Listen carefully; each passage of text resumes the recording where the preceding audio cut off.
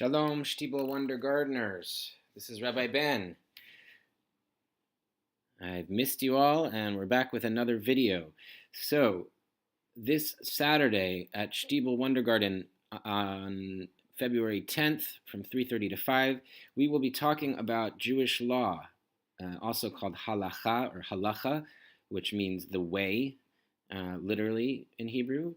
We'll be talking about mitzvot, and Chukim and Mishpatim, which are two different kinds of Jewish law. And this is all based on the fact that the parsha this week is called Mishpatim, which is this sort of word for Jewish law, Mishpatim. And let's just begin. I'll start by talking about Chukim and Mishpatim and what the difference is between the two.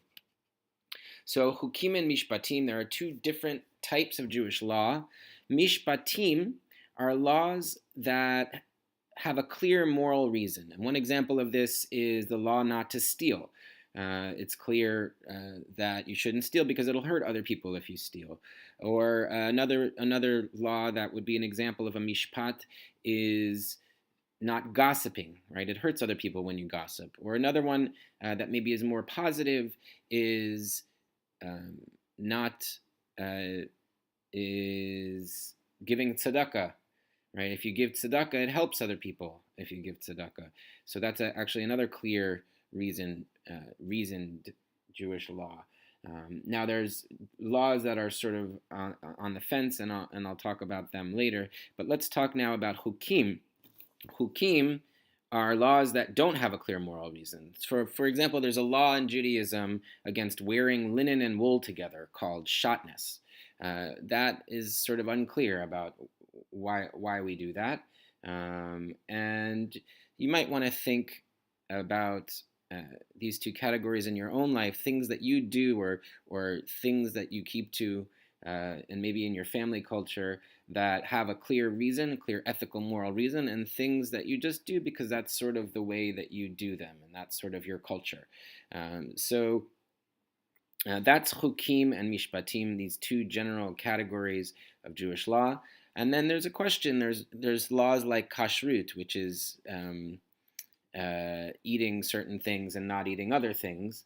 And there's a question in Jewish literature and from the rabbis about whether kashrut has a clear ethical and moral reasoning and whether it doesn't.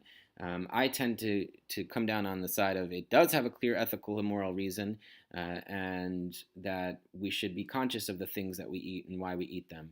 If you look on the Shtiebel website, we have an eco-kashrut certification, and we base it on 5 ethical principles that we feel like if you follow them, you are eating in a kosher way, in an ethical way. That being said, some people might say, well, there's no ethics or not lack of ethics to the fact that you can't eat pig. Maybe a long time ago it was a health concern, but now it's not. So what's the ethical reason there? So they would argue that maybe kashrut doesn't have an ethical reason, and more people who come down more on the Orthodox side of the spectrum would probably argue that keeping kosher is less about ethics and more about what we do. It's just what we do. There's a great story that I told on Saturday at our Shtiebel Havdalah about a bunch of rabbis sitting around discussing what was given by God to Moses on Mount Sinai. And one rabbi said it was all of the Torah, the 5 books, Genesis, Exodus, Leviticus, Numbers, Deuteronomy, all given to Moses on Mount Sinai, and all of Jewish law. And another rabbi said, no, it was just the 10 commandments. And then another rabbi said, no, it was just the first commandment. I am the Lord your God. Ani Adonai Elohecha. And another rabbi said, no, it was the first word of the first commandment, Anochi, which means I, which is an affirmation of the fact that God exists, and that's all that's important. And then they asked their teacher, the Rebbe, who's right? And he said, you're all wrong. What was given on Mount Sinai wasn't the 5 books of Moses, wasn't the 10 commandments, wasn't the first commandment, wasn't even the first word of the first commandment, Anochi, but the first letter of the first word of the first commandment, the letter Aleph. And they said, But Rabbi, Aleph is a silent letter. And he said, no, Aleph is the sound that you make when you're beginning to speak, when you're starting a conversation. And that's what happened at Mount Sinai between God or the divine and the Jewish people, is this conversation about what it means to be a good person, what it means to live in this world as a human being who cares about and has compassion for other human beings. So that's Chukim and Mishpatim in a nutshell, and halacha is this conversation about Jewish law and what it means to be a good person. Halacha literally means the way, right? It's a way of walking, a way of going. And I've included a short video here. I'll send it in a link, in the email link that I send out to your parents. This is a video about halacha, Jewish law. I encourage you to please watch this if you have time. And if you have a little extra time and you're interested in the topic, there's a great article from My Jewish Learning here. I'll send that out as well. And that's about halacha, Jewish law. And then there's another animated story from the rabbis about the relationship we have to halacha.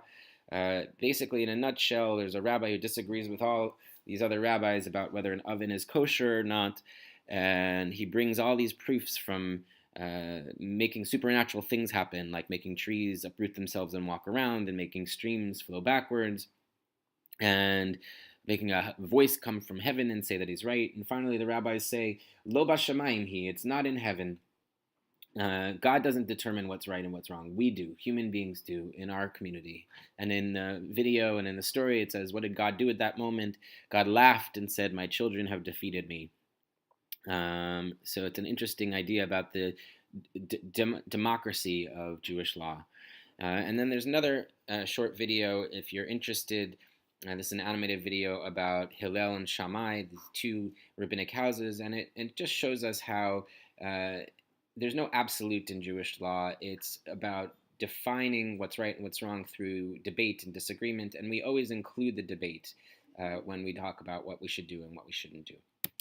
Finally, what you need to take away from this session and from this video and from your preparation, you have to know the difference between Chukim and Mishpatim, what I call supra-rational, meaning like not clear reasons, and rational mitzvot. And a mitzvah is one of these things that you do in Jewish law. Literally means commandments or things that connect us to the tradition. And you should know some examples of what a Chok is and what a mishpat is, as I mentioned before. I also mentioned that you should know about halacha, the way, and finally, I want you to take away the beginning of a conversation that you'll have with your family about what your own family culture is around Jewish law. There might not be a clear recognition that it's Jewish, but I'm sure there are things that you do and you don't do in your family, ethical precepts, and then there will be chukim, there are mishpatim, things that are ethical that you do or don't do, but there will also be chukim, things that you do or don't do just because it's your family's culture.